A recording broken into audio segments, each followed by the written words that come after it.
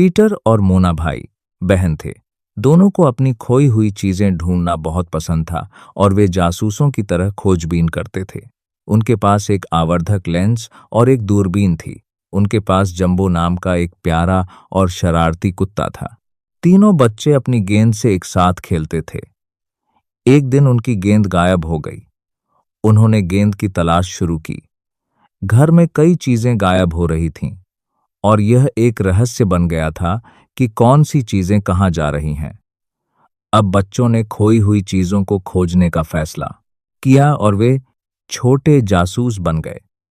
उन्होंने दूरबीन कंधे पर टांगी और हाथ में आवर्धक लेंस लेकर अपनी खोज शुरू कर दी। पीटर और मोना ने उस जगह की बहुत बारीकी से जांच की जहां से गेंद गायब हुई थी।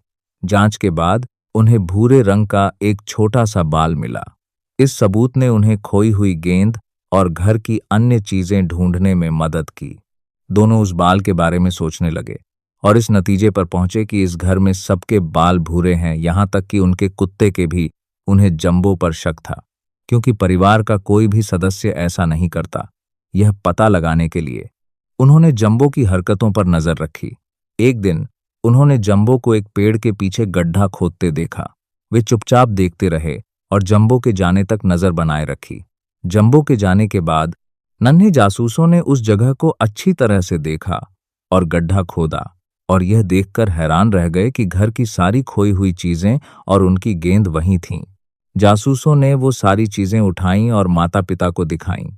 उन्होंने बताया कि चोर हमारा शरारती जंबो है जो चीजें छुपाता है।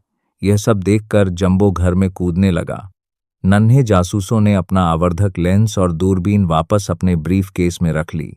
फिर से वे गेंद से खेलने लगे और खूब मजा किया। इस तरह दोनों बच्चों को उनकी गेंद वापस मिल गई और उन्होंने खुद को नन्हे जासूस कहना शुरू कर दिया।